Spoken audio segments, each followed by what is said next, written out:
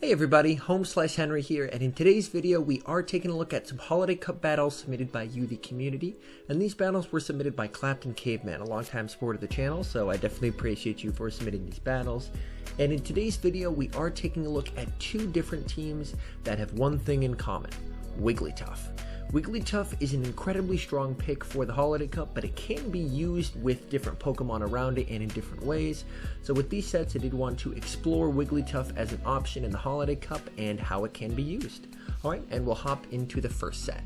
Hopping into the first match here, the first team that we are taking a look at features a Shadow Aerodactyl lead, which is great because rock damage is really strong in this meta, features WIGGLYTUFF as the safe swap, and it has Unova Stunfisk as the closer. Picking up a neutral lead, and he's going to swap into WIGGLYTUFF on the charge move to tank the Night Slash, where it is resisted, and it draws out a Skarmory. This is a really tough matchup for WIGGLYTUFF, as WIGGLYTUFF's charms are going to be resisted, and that Sky Attack does quite a bit. Really trying to get to the Ice Beam, just can't get there, unfortunately. He is going to be coming in with the Unova Stunfisk. Since he is running Thunder Shock, he's able to do super effective damage with his fast move, and those charge moves are going to be resisted. As you can see, Sky Attack is doing absolutely nothing. He overfarms with the Stunfisk and is going straight for the Discharge. Discharge is going to be taking that out. Comes back in with Obstagoon, and Obstagoon can really only do neutral here as well. So this is still a pretty solid matchup for the Stunfisk. They are going to commit the shield as he is wanting to keep the Stunfisk alive. That's just the Night Slash, and they switch in the Aerodactyl, and they have a Lantern, which is doing a ton of damage. Oh, but he's running Earth Power, and it lands! Oh, people weren't expecting that Earth Power. Oh my goodness. Connects with the Earth Power. You absolutely love to see it. Everyone's expecting Ancient Power after Flying Cup. Let's go. Absolutely shreds the Lantern. Oh my goodness. And Stunfisk should be able to survive this Night Slash. Stunfisk is very tanky and able to get to the Mud Bomb. This is going to be more than enough to take out the Obstagoon and take the game. So really well played in game one. As you can see, this team of three does function very well together in terms of covering each other's weaknesses. Picking up a Stunfisk lead in the second game. This is not a great matchup. They're going to switch into WIGGLYTUFF on the Discharge to catch it. So you can see he really uses WIGGLYTUFF as a damage sponge. And another WIGGLYTUFF comes out. This is going to be tough because that WIGGLYTUFF is going to be able to farm all the way down and is now pretty close to a charge move, so this is going to be tough. Coming back in with the Aerodactyl, unfortunately, is going to have to commit a shield. Wasn't quite able to farm down. Shields up the Play Rough, and now is down a shield and down switch advantage, so this game is going to be tough. They're waiting out the clock, coming back in with their Stunfisk. No one expects the Earth Power. Come on, let it land. Oh no, he knew. How did he know? Again, catching the Discharge onto his Stunfisk. Absolutely fantastic catches. Obstagoon comes out, and now that shield advantage has been neutralized because he was able to catch. As you can see, with this team, it is requiring some high-level play involving a lot of catches, but he is doing a really good job of helping to mitigate a really bad situation in terms of alignment with wasting the opponent's energy. So very, very highly skilled plays here, which is fantastic. Charge move coming through from the Obstagoon. He is going to shield it up because he is trying to preserve health, and he's over farming and is going straight for the Discharge. And this would be taking out the Obstagoon, but it does get that last shield, and a switch onto the Aerodactyl to catch the charge move. Absolutely fantastic swap there. Stunfisk comes out, able to get to the Mud Bomb. Will this be enough though? This is going to be tough. It is not enough, and unfortunately looks like he is going to go down in game two. So an absolutely horrible team for him to face, and he was able to make it a really close game through some amazing plays. So really well done, and we pick up honestly a pretty solid lead here. As you can see, both parties are doing a ton of damage, and he catches again on WIGGLYTUFF. So with this team, he's really using WIGGLYTUFF, as I mentioned, as a damage sponge. So if you are going to be trying out this team, I would definitely recommend playing it that same way. This is more of a neutral matchup where Both sides are doing resisted damage. Ooh, Shadow Bone is not the move you want to go for here. Wigglytuff is a normal type, so that is going to be double resisted. Goes for the resisted charge move themselves. Alright, and they are going to let this go as well. Another Shadow Bone, interesting. So the opponent's opting for the Shadow Bone route, and he's actually going to let this go. Another Shadow Bone. So maybe it's a single move Marowak there. And Galvantula comes out. That shows something maybe weak. Oh, Charizard. No. This is the power of rock damage, though. Not a lot of people are expecting rock types. So a rock type attacker, they aren't super common in this meta, but they can absolutely shred if you don't adequately prepare for it. So nice job there. Over farming it quite a bit on the Stunfisk, and the opponent concedes the match. So as you can see, Wigglytuff was able to take care of that Marowak, and then that allowed Aerodactyl to absolutely crush endgame. Alright, we're hopping into the match here, and picking up a really bad lead, so they are going to safe swap into the Wigglytuff. What? What am I witnessing? Hello? Are they running Double Dragon in back? Why would they switch in a Vigoroth? Okay. Interesting. I'll be honest, I'm kind of at a loss for words here. That was a little confusing. I mean, through sacrificing the Altarian and using the Vigoroth, they were able to take out the Wigglytuff. So that's good. But now, switch advantage is in Clapton's favor, and he's going to be able to launch discharges onto this Wigglytuff, which are doing a ton of damage.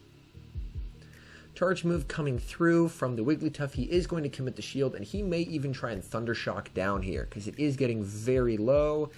And he does Thundershock down, and from here he's in a phenomenal spot. He's going to be able to spam out discharges, getting the last shield, and has another one ready, able to farm up back-to-back there.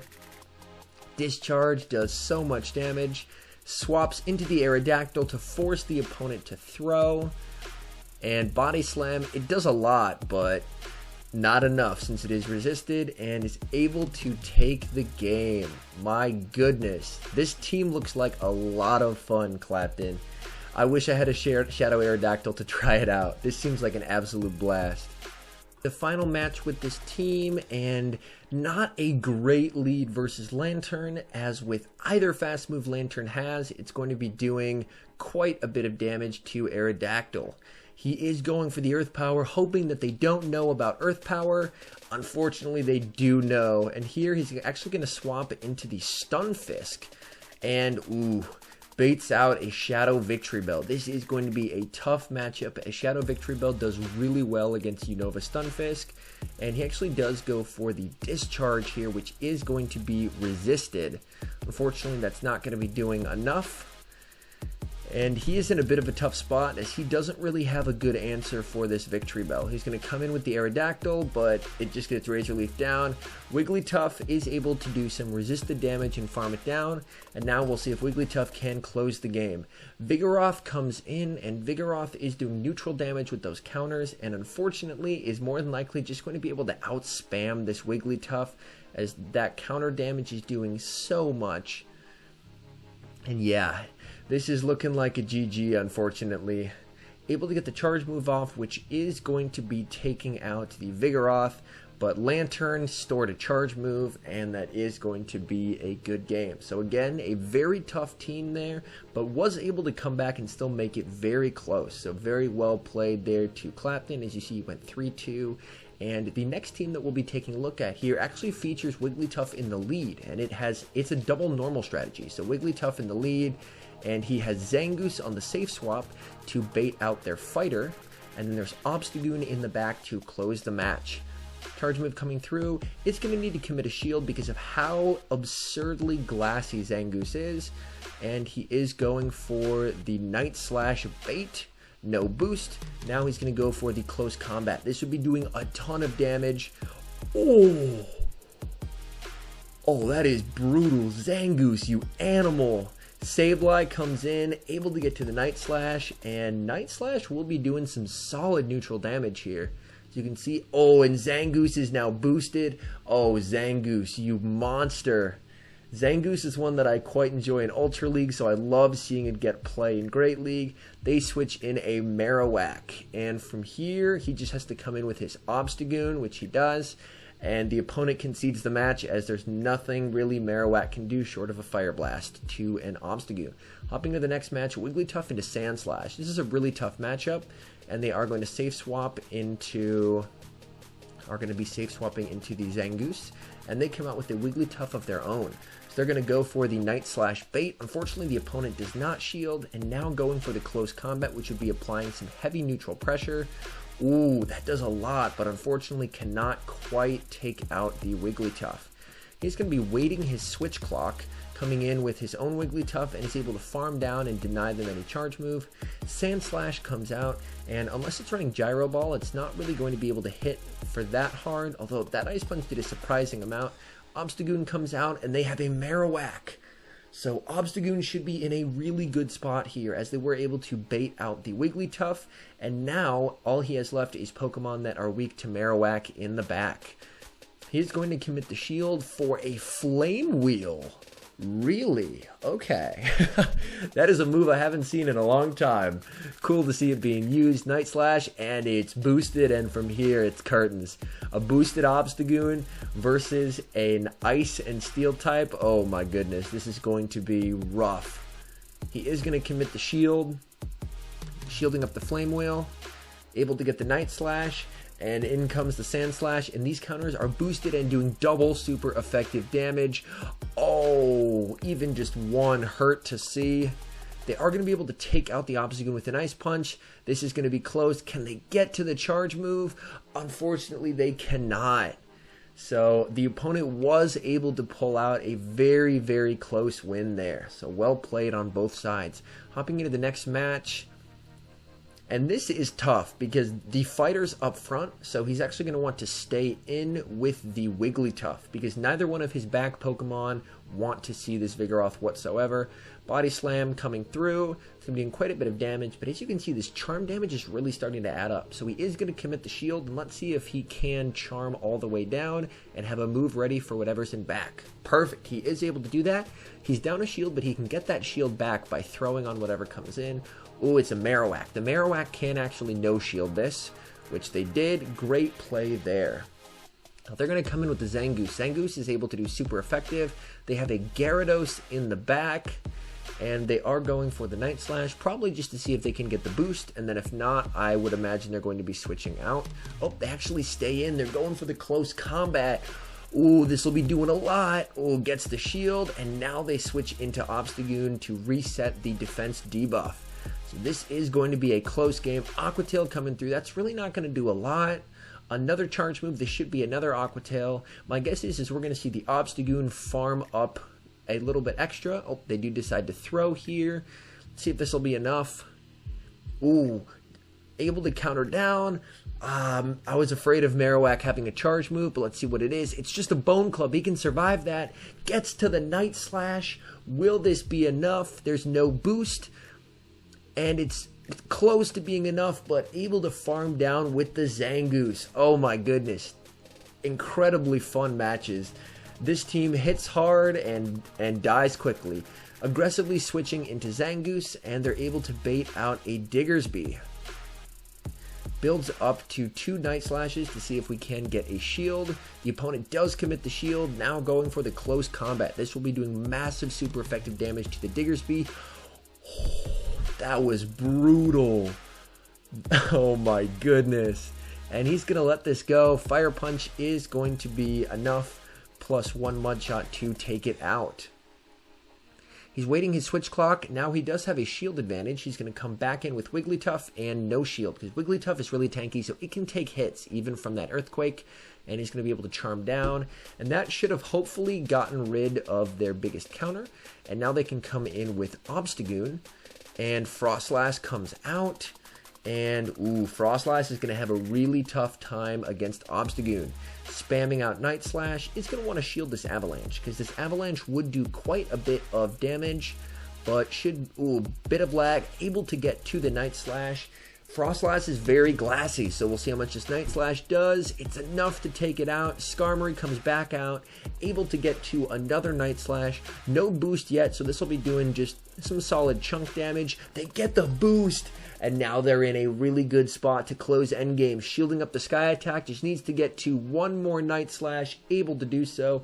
This Night Slash is going to be enough to take out the Skarmory and to give the game. Oh, it looks like a bit of lag there. Come on, register, and it does, thankfully. So as you can see, in both of these teams, Wigglytuff is incredibly tanky, so it can be used as a third and sometimes fourth shield for really just absorbing hits that you don't want your Glacier Pokemon to take.